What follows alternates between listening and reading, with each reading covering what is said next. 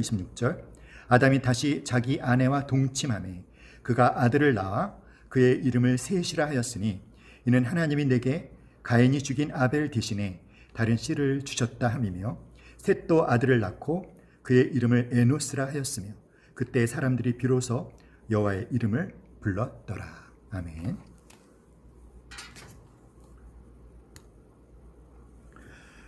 오늘 살고 있는 사람들의 삶을 보면 어떤 사람은 거미 같은 인생을 사는 사람들이 있습니다. 거미의 특징은 무엇이죠? 거미는 먹이를 얻기 위해서 최대한의 거미줄을 쳐놓고 먹이가 거미줄에 걸리기만 기다립니다. 자기가 쳐놓은 그물망에 먹이가 걸리면 서서히 그 영양분을 착취하며 살아갑니다. 반면에 꿀벌 같은 인생을 살고 계신 분들도 계시죠. 꿀벌은 스스로를 위해서 쉬지 않고 아주 열심히 일하는 곤충이지만 하지만 그 자체가 남에게 큰 이익을 가져다 줍니다.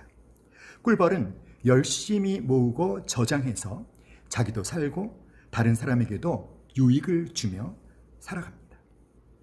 자, 그럼 여러분은 거미 같은 인생을 살고 계십니까? 아니면 꿀벌 같은 인생을 살고 계십니까? 자, 그런데 그리스도인들인 우리들에게도요, 그와 같은 일이 있어요. 우리가 열심히 하면 그것은 우리를 살릴 뿐만 아니라 또 이 세상을 살리는 일이 있습니다. 여러분, 그것이 과연 무엇일까요? 우리가 열심히 하면 그것은 우리를 살아나게 합니다. 그런데 그것은 우리를 살릴 뿐만 아니라 이 세상도 살릴 수 있는, 그래서 우리가 해야 될 아주 존귀하고 가치가 있는 일, 과연 그것은 무엇일까요? 자, 오늘 우리가 읽은 본문에는 세 종류의 사람들이 살았던 삶을 우리가 볼 수 있어요. 세 종류의 삶. 첫 번째로 우리가 보려고 하는 것은 바로 가인의 삶입니다. 그리고 또 우리가 람에게 삶을 볼 것이고요. 그리고 에노스의 삶도 볼 것입니다. 자, 이 가인의 삶의 특징은 어떤 것일까요? 가인이 살았던 그의 삶의 특징은 끊임없는 방랑입니다.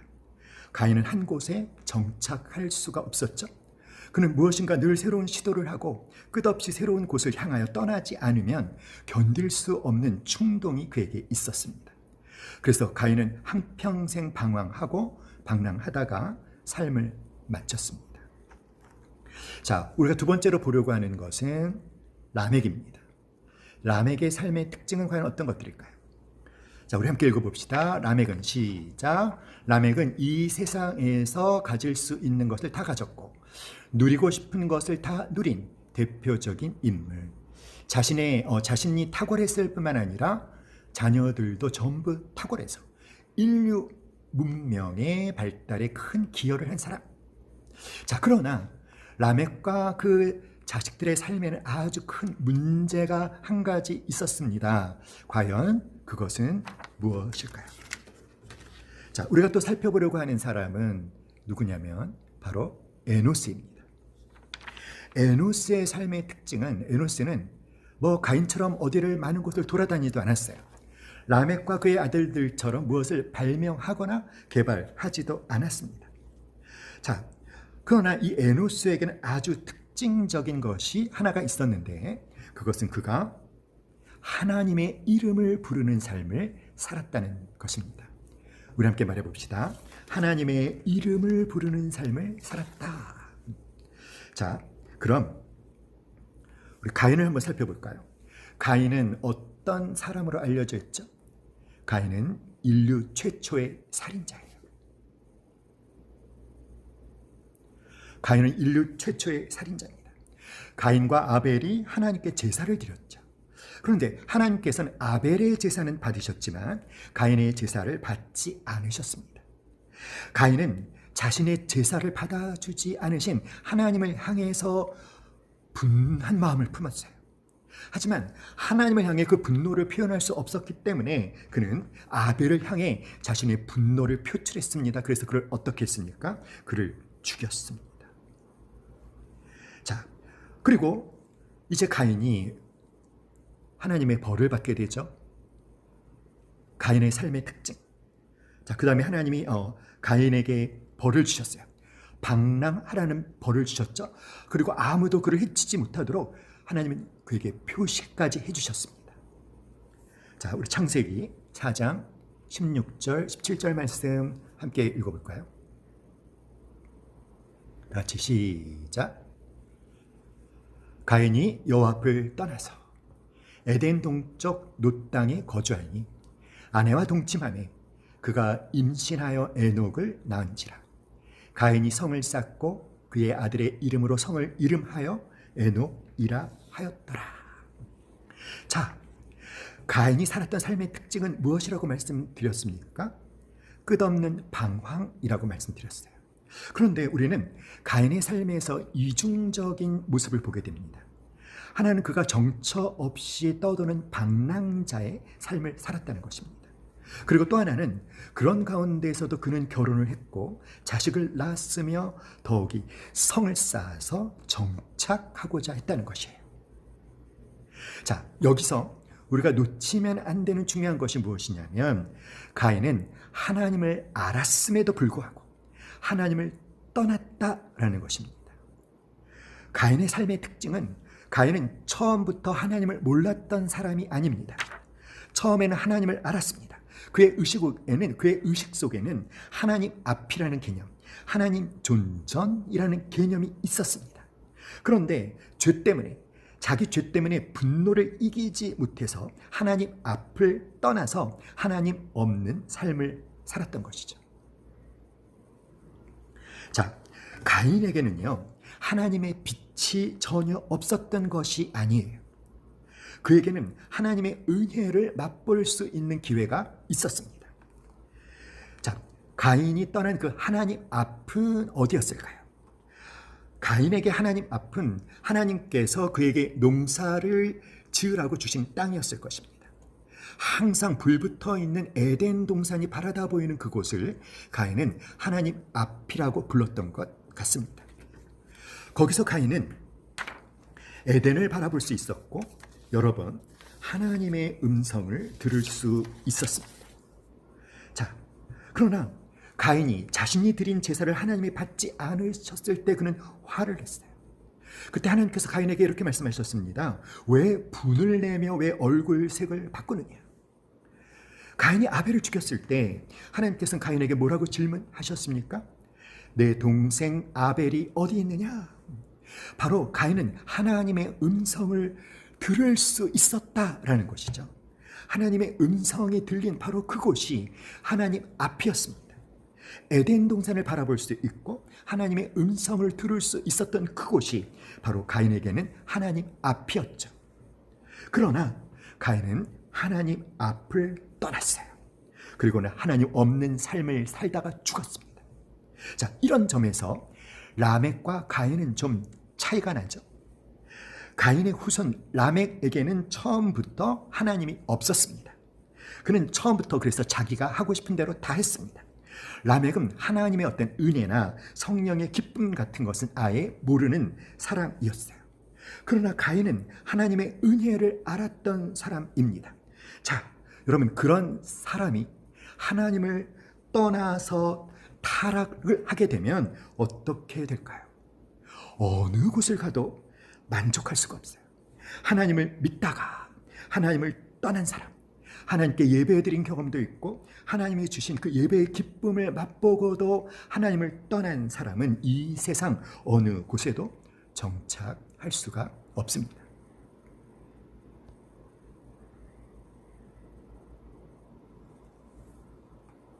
사랑하는 여러분, 믿다가 하나님을 떠나 분들이 있습니다. 그런 분들의 특징이 뭐냐면 방황하는 것입니다. 여러분, 우리가 알아야 되는 것이 무엇이냐면 우리가 하나님을 체험하는 것은 결코 작은 일이 아니라는 거예요. 우리가 하나님의 영광을 경험하고 하나님을 찬송하고 하나님의 말씀을 듣는 것은 이 세상 어디에서도 찾을 수 없는 최고의 경험이며 최고의 가치인 것을 믿으시기를 간절히 바랍니다. 자, 그러나 이 축복을 경험하고 있다가 스스로 하나님을 떠나서 그것을 잃어버리게 된 사람은 정상적인 생활로 돌아갈 수가 없습니다. 왜냐하면 너무나 큰 것을 잃어버렸기 때문에 도저히 견딜 수가 없는 것이죠. 그가 믿음을 버릴 당시에는 그것이 그렇게 큰 것인지를 몰랐습니다. 그런데 일단 잃어버리고 나면 도저히 다른 것으로는 그 허전함을 메울 수가 없어요. 그래서 다른 극단을 향해 달려가게 되어 있는 것이죠. 더 미신을 찾든지 이단에 빠지든지 술을 찾든지 쾌락에 빠지든지 다른 일에 빠지게 되어 있습니다. 왜냐하면 너무나 최고의 경험을 잃어버렸기 때문이죠. 우리는 성경에서 그런 사람을 얼마든지 찾아볼 수 있는데 대표적인 사람이 바로 사울 왕이에요. 사울은 하나님의 기름 부으심을 받아서 왕이 되었습니다. 이스라엘 이 초대왕 사울은요, 여러 번 성령도 체험했습니다. 사울이 도저히 성령을 체험할 것 같이 보이지 않는 사람이었는데도 성령을 여러 번 체험했습니다. 그래서 사람들 사이에서는 사울도 선지자 중에 있느냐라는 속담이 생길 정도였어요. 그것은 사울도 선지자라고 볼 수 있느냐라는 그런 뜻이죠. 그 말씀은 무슨 말일까요? 사울에게도 성령 하나님이 임했던 적이 많이 있었다는 것입니다. 그러나 사울은 어땠습니까? 사울은 하나님의 말씀에 불순종했습니다. 그래서 사울에게 머물러 계셨던 하나님의 영이 사울을 떠나죠. 하나님의 말씀이, 하나님의 영이 그를 떠나자 사울은 어떻게 되었나요? 그에게는 심한 우울증과 신경쇠약 증세가 나타났습니다. 결국 그는 거의 반미취광이 상태가 되어서 엔돌의 무당까지 찾아가기도 했죠. 그리고는 결국 아주 비참한 최후를 맞이했습니다. 여러분, 우리가 하나님 앞에서 예배를 드리고 성도들 사이에서 함께 성도들과 교제하고, 여러분, 우리가 이렇게 말씀을 배우고 훈련을 받고 기도를 하고 찬양을 하는 것, 우리가 여러분이 그 가치를 깨닫든지 못 깨닫든지, 여러분, 우리가 하나님 앞에서 하는 이 모든 일은 극상품의 가치를 지니고 있어요. 그래서 내 욕심이나 내 기질들, 나의 어떤 문제로 하나님 앞을 떠나면 여러분 다른 것으로 그 빈자리를 채울 수가 없습니다. 엄청나게 많은 돈을 벌어도, 어떤 명예를 얻어도, 어떤 굉장한 업적을 남겨도 그와 같은 것들로는 채워지지가 않습니다. 여러분, 가인이 하나님을 떠나서 가인이 한 일은 무엇이었습니까? 가인이 하나님을 떠나서 한 일은 자기의 성을 쌓는 것이었어요. 자, 이 당시에 자기 성을 쌓았다는 것은 아주 엄청난 일입니다. 가인이 하나님 앞을 떠나서 끊임없이 방랑하다가 결국 마지막으로 가인이 붙든 것은 무엇입니까? 자기의 성을 쌓고 거기에서 군림하고 거기에서 큰 소리 치다가 죽는 것이죠.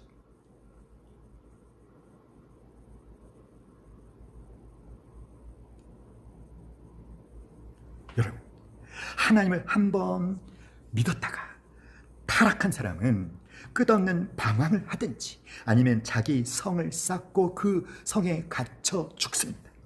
그래서 하나님의 존전을 한번 떠났다가, 하나님을 떠났다가 다시 돌아온다는 것은 기적 중에 기적입니다. 축복 중에 축복입니다. 은혜 중에 은혜입니다. 그래서 탕자가 돌아왔을 때 그렇게 큰 잔치가 벌어지는 이유가 바로 거기에 있죠. 그것이 놀라운 기적이기 때문입니다. 사랑하는 여러분, 가인이 성을 쌓았고 거기는 자기가 절대적으로 군림하는 영역, 돌로 벽을 쌓아놓고 아무도 들어오지 못하게 한 채 자기만 절대적으로 군림하는 영역, 그것이 바로 가인의 성이었어요.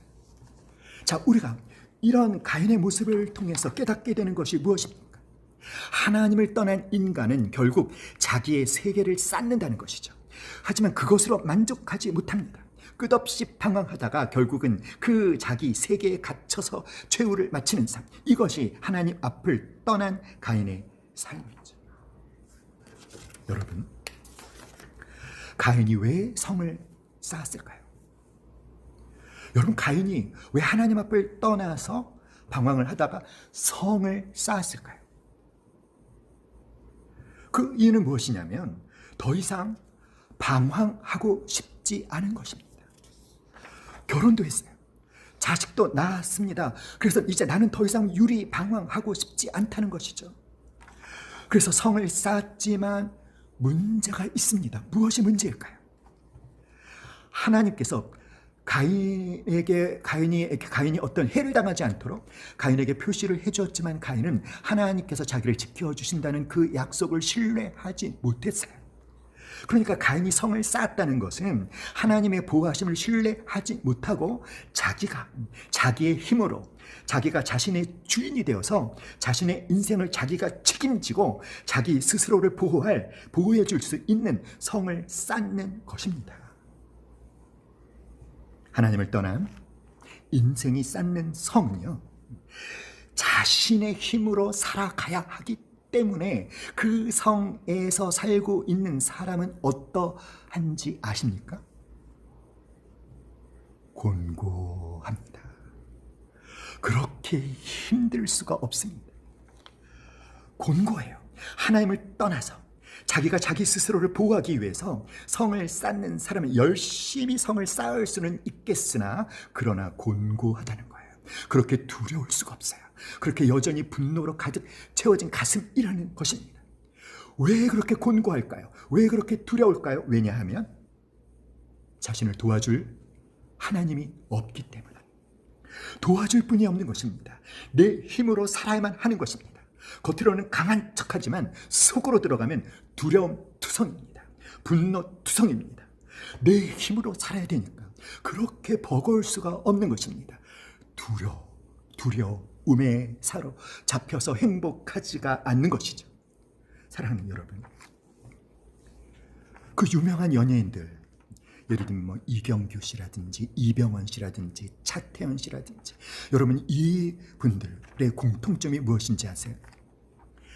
하나같이 두려움장애, 불안장애, 공황장애를 겪으셨다는 거예요. 이경규 씨가 어느 해인가 방송 대상을 받고 나서 인터뷰를 했는데 그분이 남긴 유명한 말이 있습니다. 멀리서 나를 보면 희극이지만 가까이 와서 내 마음을 열어보면 비극입니다. 너무나 두려운 것이죠. 사랑하는 여러분, 왜 그럴까요?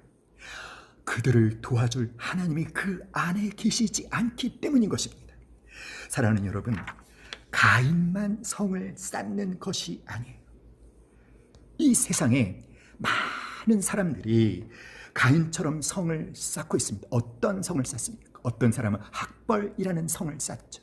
어떤 사람은 물질이라는 성을 쌓습니다. 어떤 사람은 많은 업적을 남기는 성을 쌓으려고 합니다.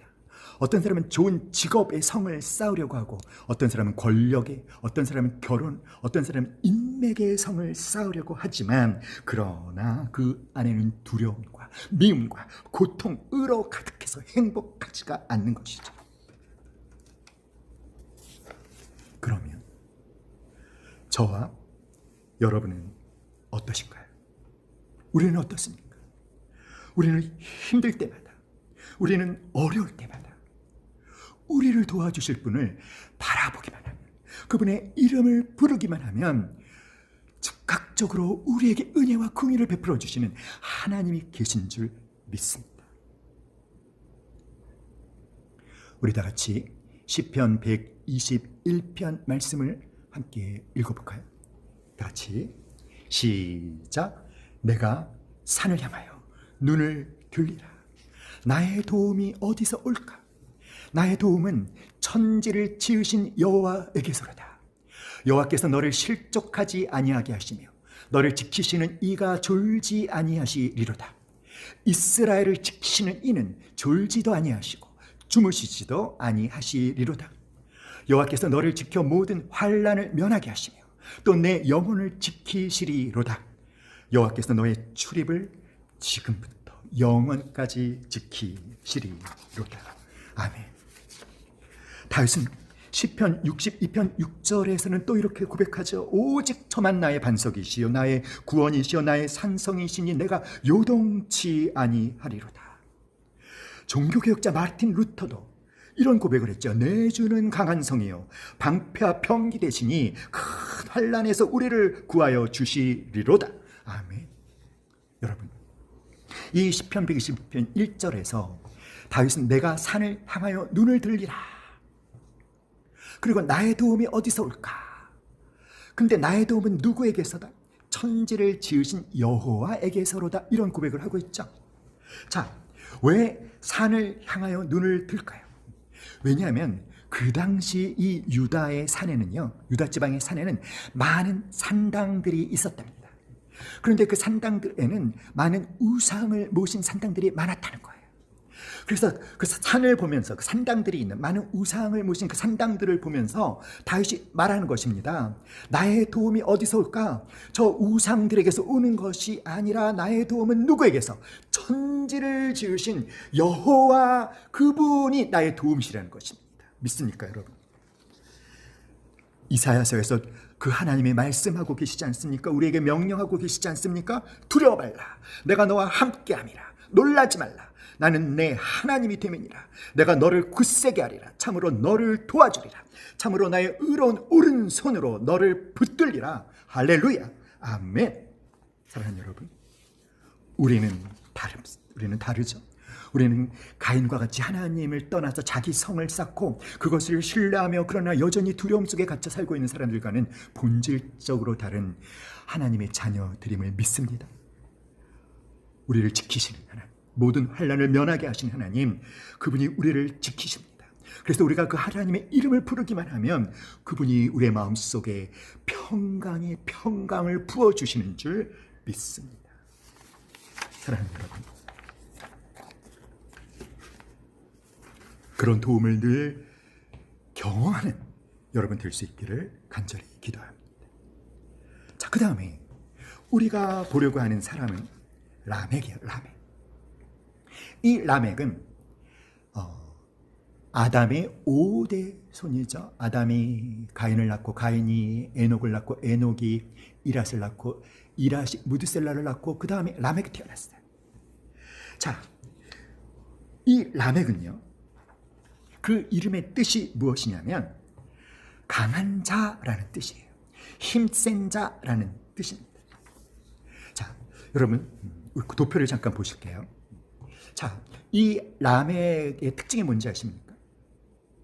신성한 결혼을 타락시켰다라는 게 무슨 말이냐면, 자, 그 도표에 보면 아다와 실라가 있죠. 이 여자들이 누구예요? 바로 라멕의 아내들이에요. 그러니까 무슨 말이죠, 여러분? 인류 최초로 일부이처 2명의 아내를 거린 최초의 남자가 바로 라멕입니다. 하나님이 세우신 신성한 결혼 제도를 완전히 타락시킨 자가 바로 라멕이에요. 한 남편이 한 아내에게 헌신하여 서로에게 충성하고 헌신하는 그 결혼의 신성한 관계를 깨뜨린 사람이 바로 라멕입니다.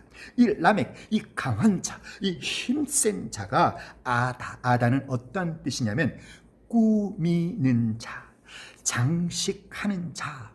그러니까 아주 외모를 아름답게 꾸미는 어떤 관능적인 아름다움을 뽐내는 여자를 아내로 삼았어요.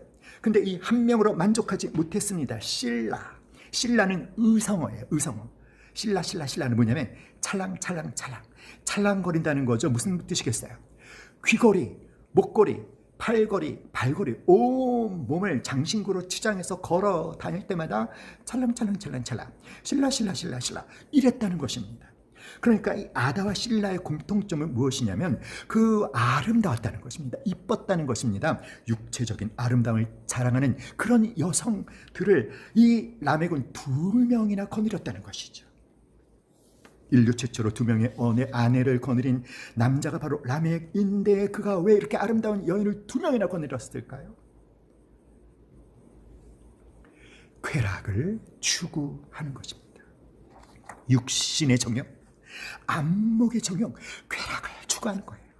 그 이유가 무엇입니까? 자신의 힘으로 살아내려고 발버둥을 치다 보면 어때요, 여러분? 스트레스가 이루 말할 수가 없거든요. 그래서 자신의 영혼을 채워줄 하나님이 주시는 그 평강이 없으니까 하나님의 평강 대신 그 대체할 평강을 찾는데 그것이 무엇입니까? 자신의 육신을 통해서 경험하는 쾌락이라는 거예요.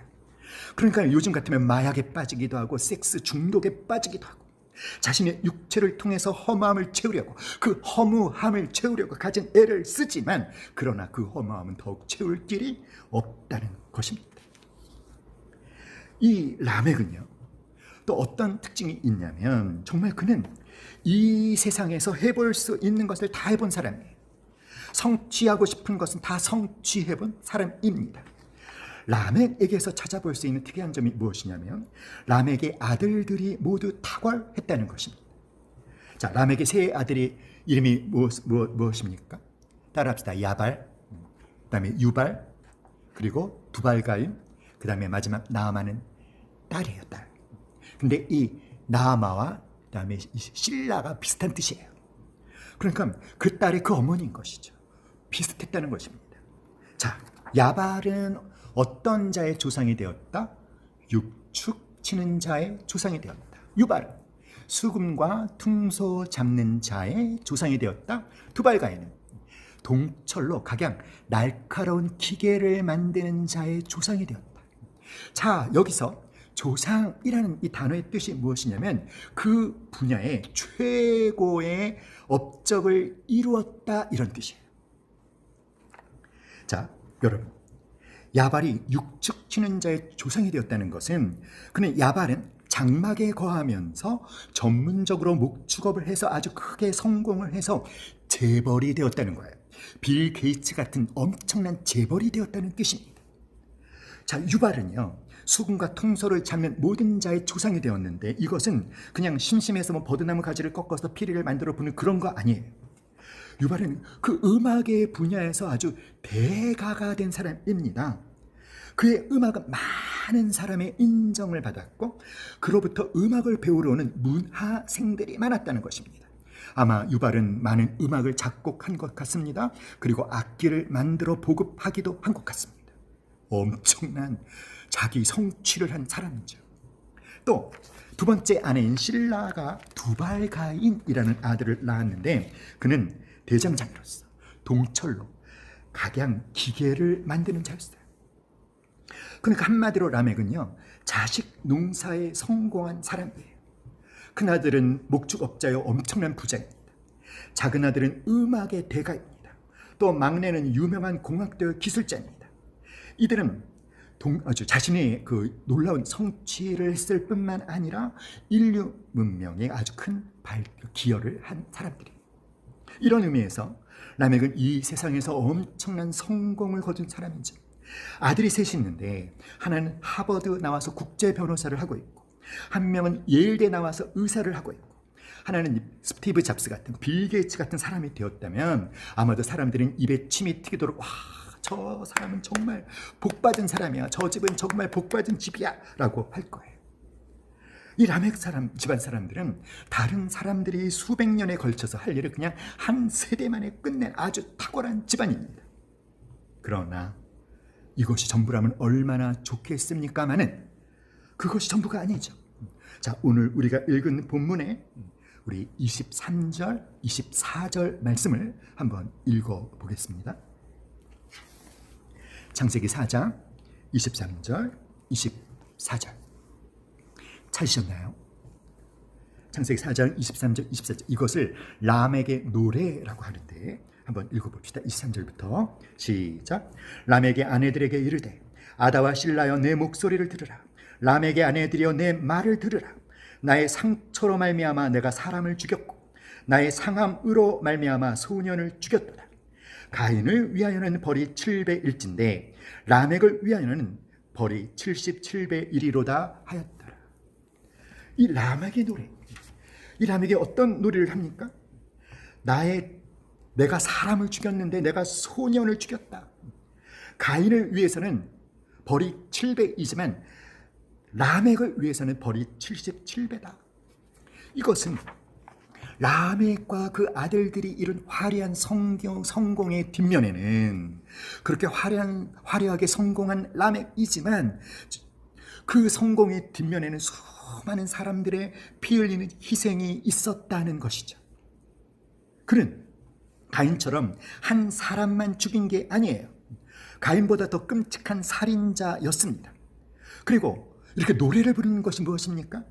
그가 가진 그 모든 성공으로도 죄의 의식을 해결할 수가 없었다는 것입니다. 자신이 지은 죄가 가인의 죄보다 훨씬 무겁다는 것을 그는 스스로도 알고 있습니다. 그러니까 그는 가인처럼 한 사람만 죽인 게 아닙니다.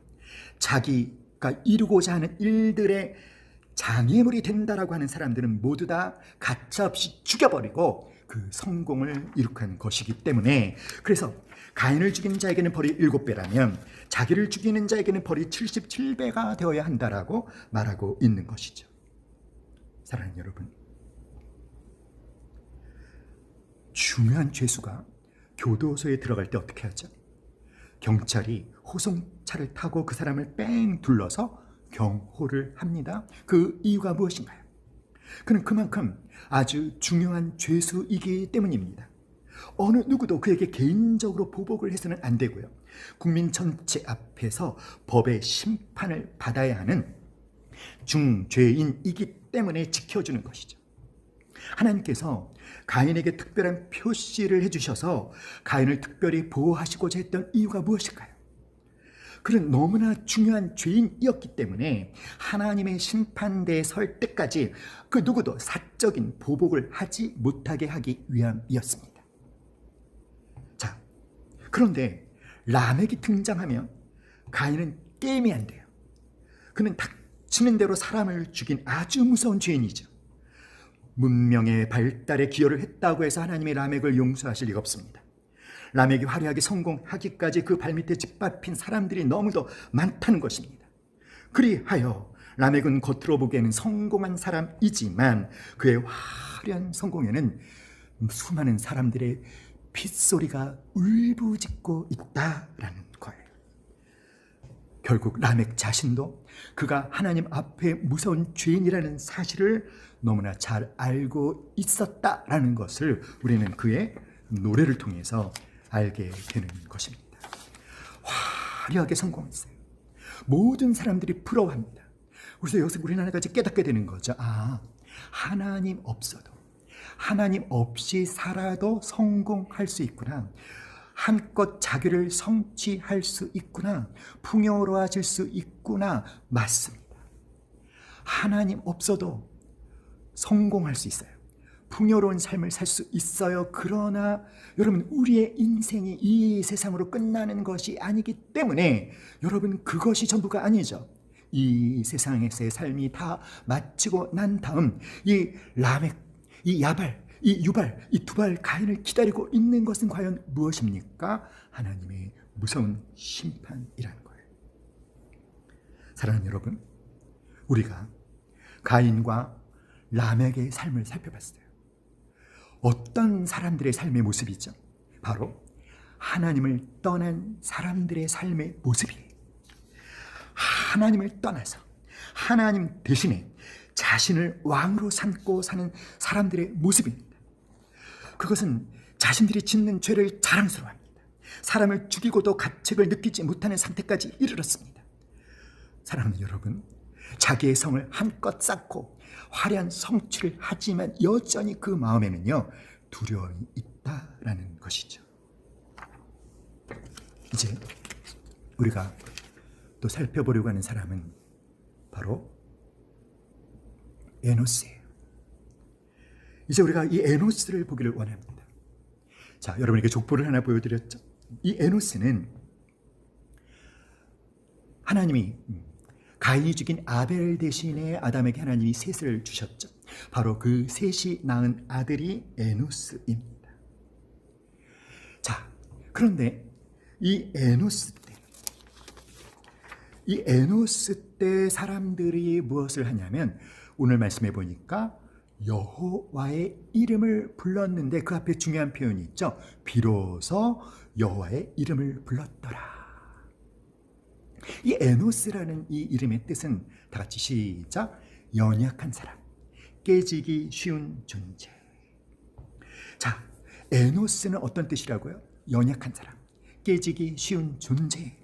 그런데 그때부터 비로소 하나님의 이름을 부르기 시작했다는 것은 여러분, 아벨이 그 피의 제사를 드리고 그 믿음의 제사를 드리고 나서 죽었을 때, 사랑하는 여러분, 많은 사람들이 그 피의 제사를 드리는 것을 두려워하기 시작했어요. 왜냐하면 하나님이 받으시는 제사를 드렸지만 아벨이 무참하게 죽임을 당하지 않았습니까? 자, 그래서 하나님을 믿는 많은 사람들이 하나님을 믿지만 공적으로 예배를 드리지 못했다는 거죠. 자, 하나님의 이름을 불렀다라는 것이 무슨 뜻이냐면 공적인 예배를 드리기 시작했다라는 거예요. 공식적으로 하나님께 예배 드리는 생활을 시작했다는 것입니다. 누구 때 와서야 비로소? 에노스 때 와서야 비로소. 자, 그 이유가 무엇일까요? 왜 에노스 때까지는 하나님을 믿는 이 세세 후손들이 왜 하나님께 예배를 공식적으로 드리지 못했을까요? 바로 가인과 그의 후손들 때문이죠. 자, 하나님이 기뻐하시는 제사를 드린 아벨을 죽인 가인, 그의 후손들이 자신들이 또 하나님이 받으시는 피의 제사, 믿음의 제사를 드릴 때 어떻게 할지 모르는 것입니다. 가인이 언제 나타날지 모르는 데다가 그 후손들이 계속 이어지기 때문에 어느 누구도 감히 그 믿음의 제사를 다시 시작할 생각을 하지 못한 것이죠. 그러다가 어느 때부터, 누구 때부터? 에노스 때부터 다시 그 믿음의 제사, 그 피의 제사, 그 아벨의 제사를 다시 드리기 시작했습니다. 왜일까요? 그 이유가 바로 에노스라는 그 이름의 뜻에 있다는 거예요. 무슨 말이죠? 에노스는 어떤 뜻이다? 연약한 사람, 깨지기 쉬운 존재, 죽을 수밖에 없는 존재. 우리 인생이 깨지기 쉬운 연약한 존재라는 것, 죽을 수밖에 없는 한계 속에 있는 존재라는 것, 그것을 깨닫기 시작했을 바로 그때부터 다시 하나님을 찾고 하나님을 예배하고 하나님을 의지하기 시작했다라는 것이죠. 가인도 자신의 연약함을 깨달았을 거예요. 자신의 한계를 깨달았을 것입니다. 그러나 자신의 연약함과 한계를 깨달았을 때 에노스의 선택과 가인의 선택은 너무나 차이가 납니다. 에노스의 선택은 그래서 하나님을 간절히 찾는 것이었다면 가인은 똑같이 자신의 한계를 깨닫고 자신의 연약함을 깨달았지만 그것을 느끼자마자 그는 자신의 힘으로 성을 쌓기 시작했죠. 사랑하는 여러분, 나의 도움이신 하나님, 나의 위로자이신 하나님, 내가 의지할 하나님, 여러분 그 하나님의 이름을 여러분도 부르고 계십니까? 언제 우리가 그 하나님의 이름을 불러야 할까요? 에노스, 여러분, 우리도, 저와 여러분도 매 순간 에노스를 느끼지 않으시나요? 자신의 한계를 여러분 날마다 느끼지 않습니까? 우리는 매 순간 에노스를 느낍니다. 우리가 얼마나 연약한 존재인지, 우리가 얼마나 깨지기 쉬운 존재인지, 누가 일부러 나에게 찾아와서 너 연약한 사람이야, 너 깨지기 쉬운 사람이야 라고 알려주지 않아도 우리는 너무나 잘 그것을 알고 있죠. 우리가 참으로 연약한 존재라는 것을.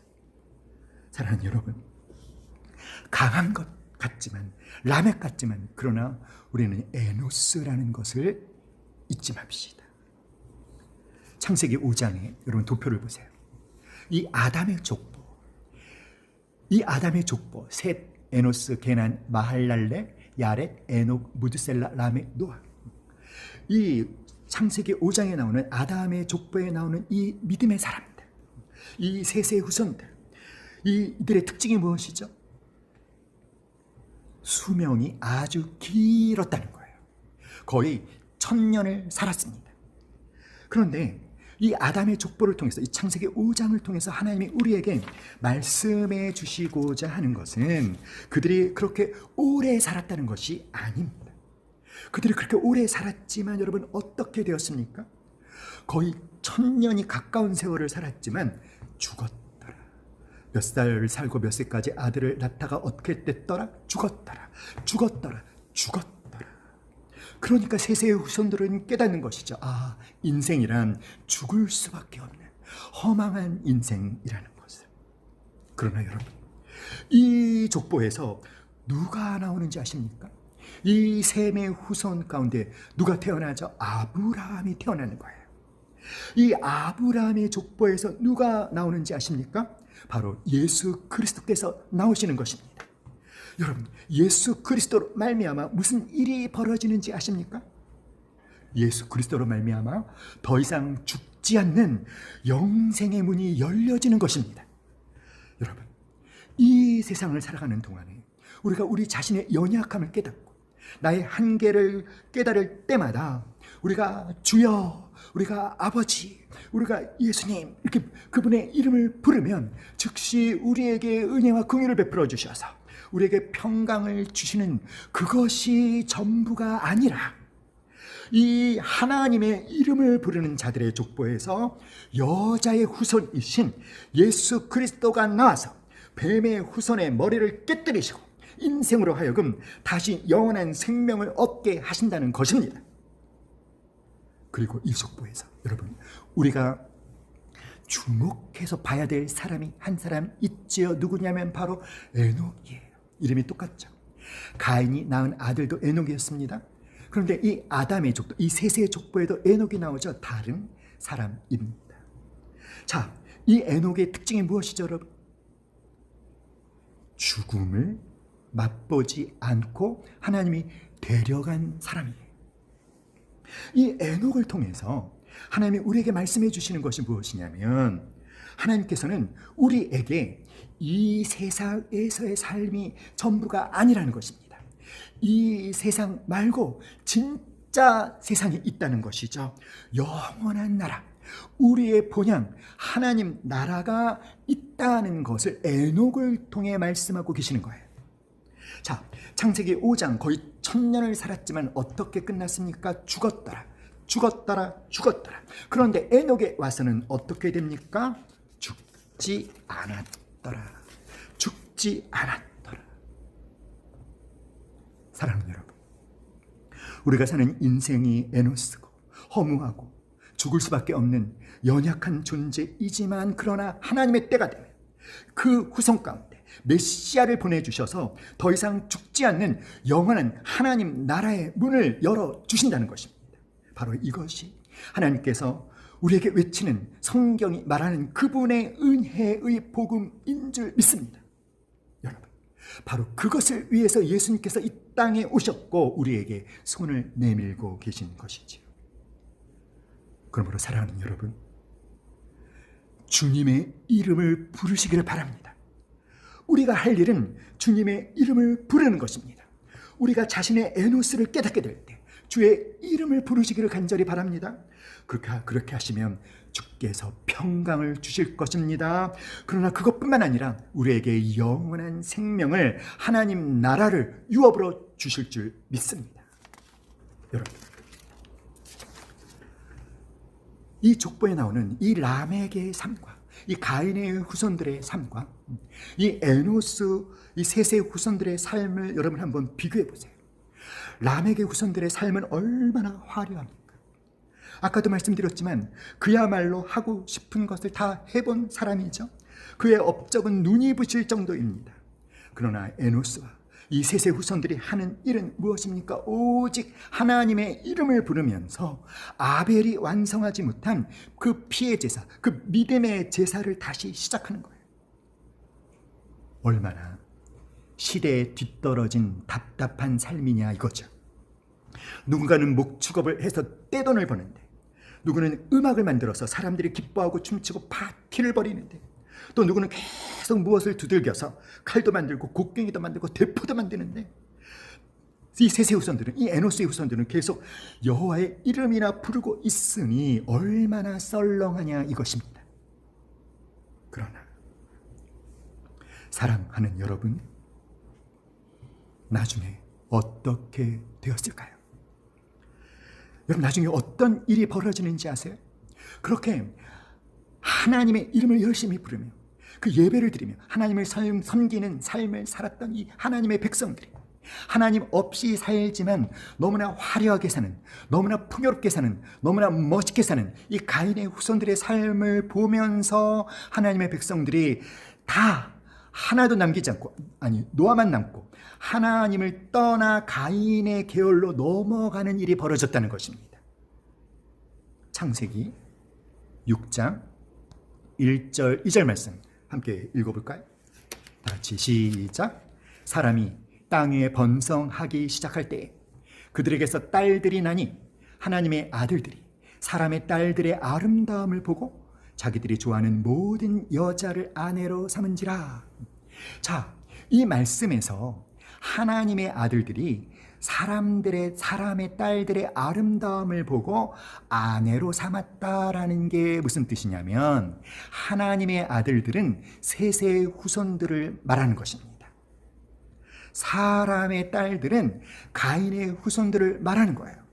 그러니까 에노스처럼 하나님의 이름을 부르며 그 믿음을 지키며 하나님을 섬기며 살았던 이 셋의 후손들이 가인의 후손들의 화려한 삶의 유혹을 이기지 못하고 다 세속화되어서 믿음을 버리고, 하나님에 대한 믿음을 버리고 다 가인의 계열로 넘어갔다는 것입니다.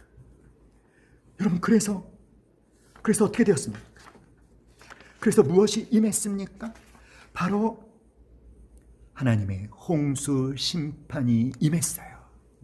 내가 창조한 사람을 내가 지면에서 쓸어버리되, 사랑하는 여러분, 제가 드리고 싶은 말이 바로 이것입니다. 여러분, 하나님을 향한 믿음을 갖고 있는 저와 여러분이 하나님을 예배하는 일, 하나님을 찬양하는 것, 하나님께 기도하는 것, 말씀을 배우고 그 말씀을 따라 사는 삶이 지니고 있는 그 가치, 그것이 얼마나 존귀한 삶인지 여러분, 우리는 그것을 제대로 깨닫지 못하고 있습니다. 사랑하는 여러분, 셋의 후손들이 가인의 후손들의 그 풍요롭고 화려한 삶을 부러워하며 하나님을 떠나갔을 때 온 세상이 죄악으로 가득 채워졌고, 그래서 하나님께서 홍수로 그들을 심판하셨다는 것입니다. 분명히 에노스 때 에노스도 라멕과 그가 거둔 성공을 알았을 거예요.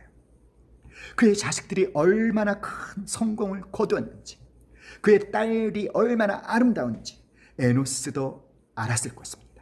그러나 에노스는 하나님 앞을 떠나지 않았습니다. 그리고 하나님의 이름을 부르는 일을 중단하지 않았습니다. 그 이유가 무엇입니까? 에노스가 여호와의 이름을 부르는 것을 중단하지 않은 이유, 람에게 성공을 알고도, 람에게 화려함을 알고도 하나님 앞을 떠나지 않고 하나님의 이름을 부르는 일을 중단하지 않았던 이유는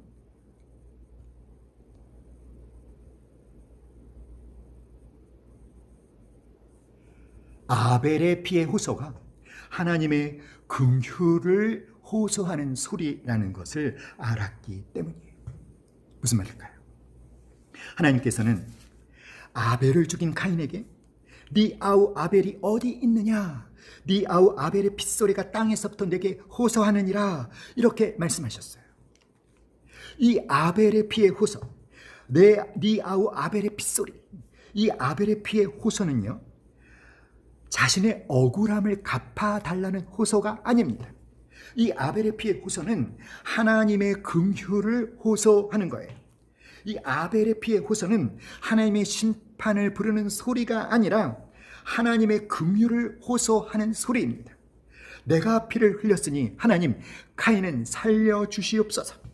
그 소리가 하나님께 들렸기 때문에 가인이 죽지 않고 산 것입니다. 에노스와 그의 믿음의 식구들은요, 이 세상에 라멕 같은 사람이 있음에도 불구하고 하나님의 심판이 임하지 않게 하려면 누군가는 그 피해 제사를 계속 드려서 그 죄를 덮어야 된다는 것을 알고 있었습니다. 하나님의 진노가 임하지 않도록 누군가는 피해 제사를 드려서 하나님의 진노를 막아야 한다는 것을 알았습니다. 그래서 에노스는 계속 피해 제사를 드림으로 하나님의 진노가 이 땅에 임하지 않게 한 것이죠. 여러분, 오늘날 우리가 살고 있는 이 시대도 죄악으로 관영해 있지 않습니까? 이 땅에 여전히 오늘날에도 무서운 죄가 범람하고 있지 않습니까? 그럼에도 불구하고 하나님의 진노가 지연되고 있는 이유가 무엇인지 아세요? 누군가 믿음의 예배를 에노스처럼 계속해서 드리고 있기 때문인 줄 믿습니다. 누군가 피해 제사를 드리고 있기 때문입니다. 하나님, 제가 드리는 이 예배를 받아주시고, 제가 드리는 이 기도를 받아주시고, 제가 드리는 이 찬양을 받아주시고, 이 땅의 죄를, 이 사람들의 죄를 용서하여 주시옵소서. 그리고 기다려 주시옵소서. 죄의 심판까지는 참아 주시옵소서. 하나님, 한 사람이라도 더 하나님께 돌아갈 수 있도록 하나님의 심판을 참아 주시옵소서. 사랑하는 조여 여러분, 우리가 하나님을 향한 믿음을 포기하고 우리가 이 세상 재미를 찾아 달려가면 여러분, 그때 하나님의 진노의 심판이 임하게 된다는 것을 우리는 깨달아야 돼요. 그래서 우리는 하나님을 믿지 않는 사람들처럼 그저 먹고 마시고 돈 버는 일에만 푹 빠져 있으면 안 되는 것입니다. 우리는 하나님의 진노가 임하지 않도록 믿음의 예배를 드려야 합니다. 그러한 믿음의 예배가 하나님의 진노를 지연되게 함으로 죄인들도 회개하고 하나님께로 돌아올 수 있는 기회를 갖게 할 수 있는 것임을 믿으시기 바랍니다. 여러분, 우리가 노아 홍수 심판으로부터 얻어야 되는 교훈이 무엇일까요?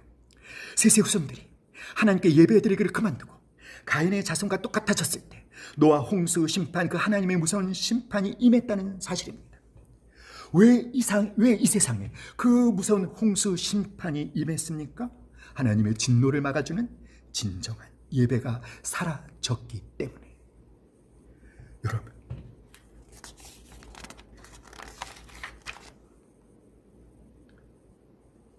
마태복음 24장 37절로 39절에서는요, 이 인자가 오시는 때를 노아의 때와 같다 이렇게 설명하고 있습니다.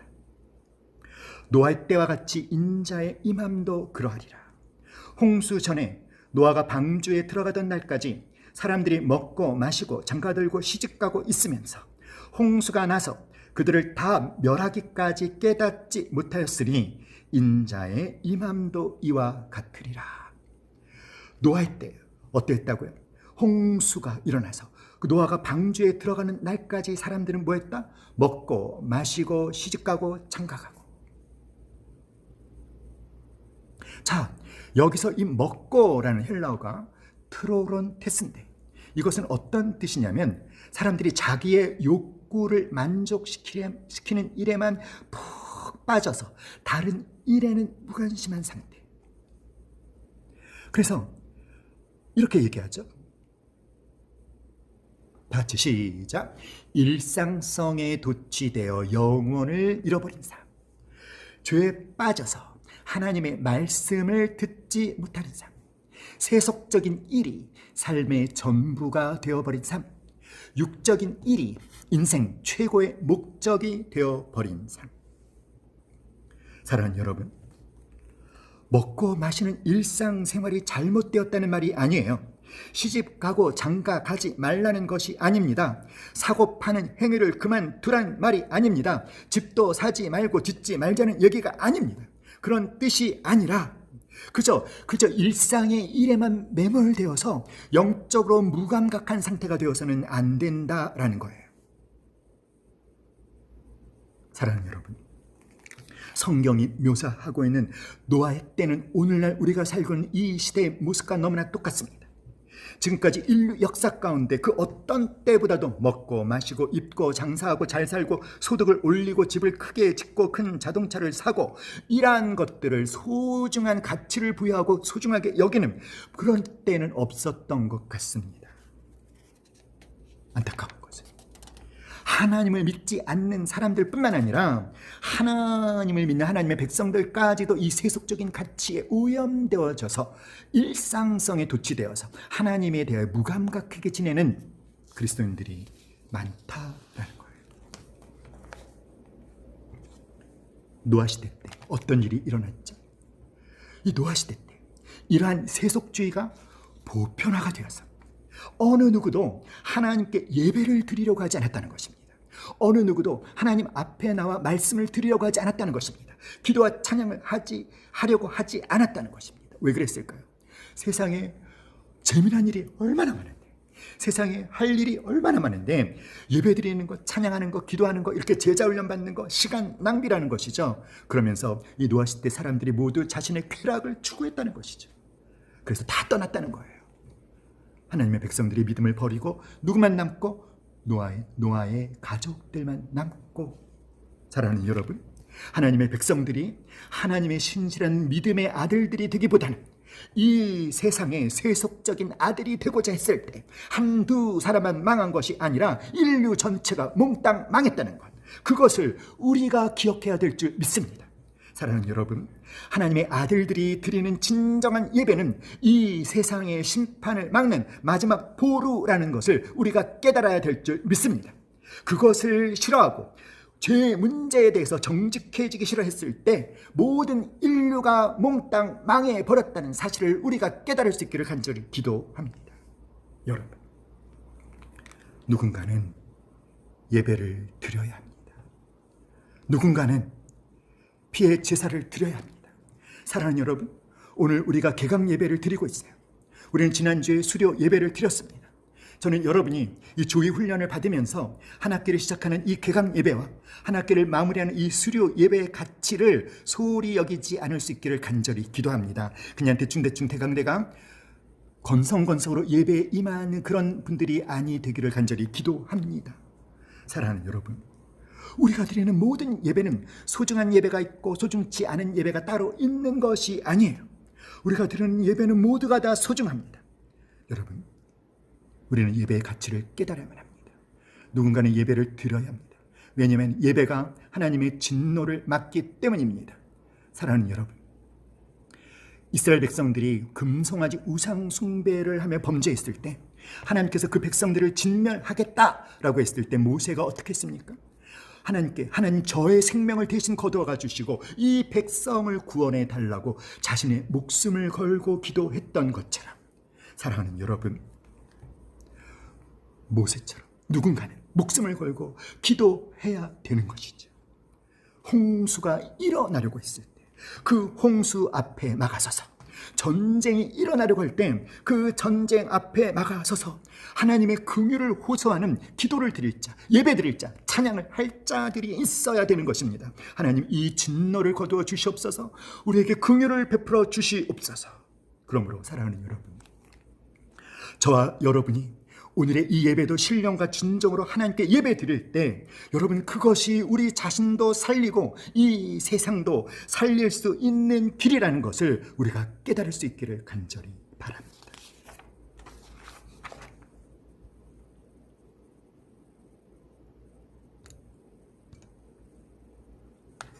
에노스가 람에게 화려한 성공을 알고 있으면서도 여호와의 이름을 부르는 것을 중단하지 않은 두 번째 이유, 그것은 가장 존귀한 것은 하나님의 말씀을 통해서 주어진다는 것을 알았기 때문입니다. 여러분, 가장 존귀한 것은 모두 하나님 앞에 있다는 것을 믿으시기 바랍니다. 가장 존귀한 것은 하나님의 말씀을 통해서 주어지는 것임을 믿으시기 바랍니다. 그런데 우리 속에 있는 욕심은 자꾸 이 세상에 모든 귀한 것이 있다라는 생각을 하게 만들죠. 그러나 이 세상에 새로운 것은 없다는 것을 인정해야 될 것입니다. 여러분, 참된 죄를 지을 수 있는 자유가 아니에요. 하나님으로부터 자유로워서 마음껏 죄를 지을 수 있는 것이 자유가 아니라, 참된 자유는 죄로부터 자유로워져서 마음껏 하나님을 섬길 수 있는 것이 참된 자유인 줄 믿습니다. 왕 대신 하나님의 식탁에서 왕 대신 하나님이 주시는 생명의 양식을 먹는 것, 그것이 가장 존귀한 것이라는 것을 알았기 때문에 에노스는 하나님 앞을 떠나지 않고 하나님의 이름을 부르는 것을 멈추지 않았던 것처럼 오늘의 저와 여러분도 그런 삶을 살 수 있기를 간절히 기도합니다. 사랑하는 여러분, 라멕은 화려하게 성공했죠.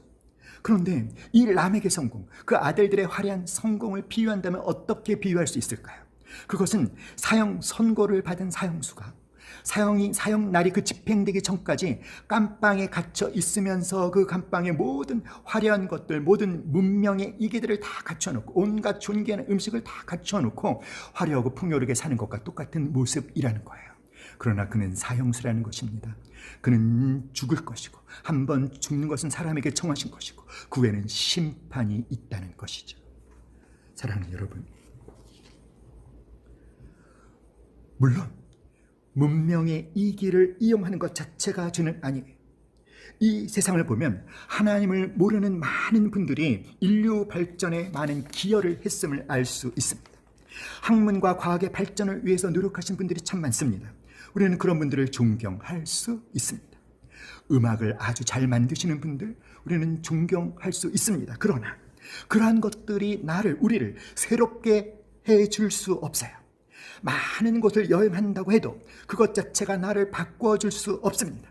우리를 살리는 것은, 우리를 바꿀 수 있는 것은, 우리를 변화시킬 수 있는 것은 아벨에게서 중단된 그 믿음의 제사, 그 피의 제사밖에 없음을 예수님의 이름으로 선포합니다.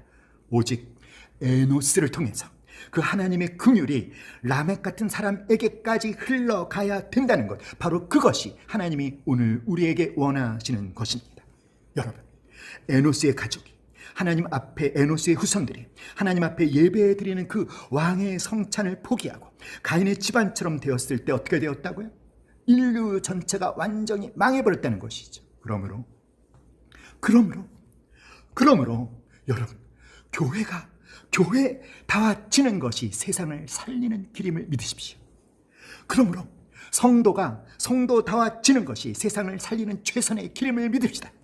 그러므로 예배다와지는 것이 세상을 살리는 최선의 길임을 예수님의 이름으로 선포합니다. 그리스도의 제자가 제자다와지는 것이 세상을 살리는 최선의 길임을 믿으십시오. 사랑하는 여러분, 하나님 없이 사는 사람들은 자녀가 잘 되고 집이 평수가 늘어나고 사회에서 인정받는 것으로 유일한 삶의 낙으로 삼습니다. 하나님 없이 사는 분들에게 그런 낙조차 없으면 어떻게 되겠어요? 그러나 하나님을 믿는 저와 여러분은 달라야 될 줄 믿습니다. 우리 하나님의 백성들은 하나님을 더 풍성히 알아가고 하나님의 말씀을 깨달아가며 예수님의 성품을 닮아가며 그리스도의 가르침, 제자도를 실천할 수 있는 것에서 삶의 만족과 행복을 찾을 수 있기를 간절히 기도합니다.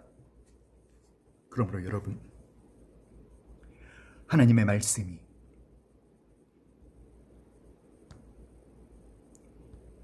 우리에게 선포되어질 때, 성령의 역사가 일어나고 그 말씀이 우리의 마음에 임하게 되어질 때, 여러분, 세상에 속한 욕심을 버리고 우리 함께 말합시다. 오직 내 안에서 그리스도만 존귀히 되게 하자.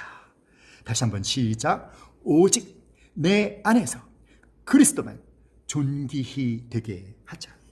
사랑하는 여러분, 그러므로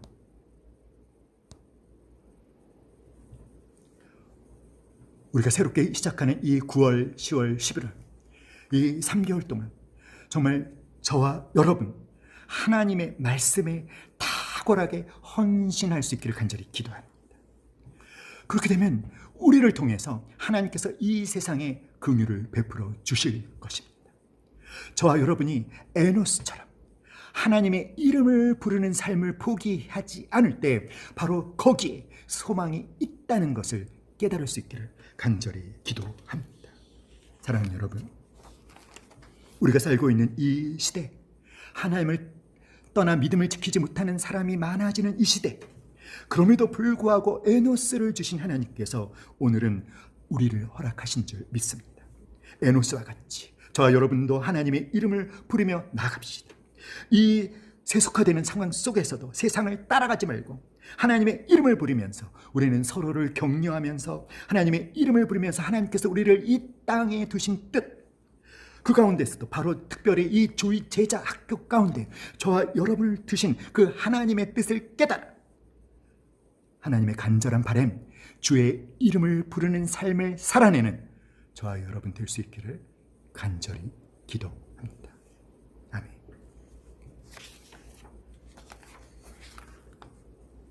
기도하겠습니다. 살아계신 하나님, 오늘도 저희들에게 생명의 말씀을 주신 것을 감사드립니다. 하나님, 이 말씀이 우리의 삶을 이끌어가게 하여 주시옵소서. 주님께 감사드리며 예수님의 이름으로 기도드립니다. 아멘.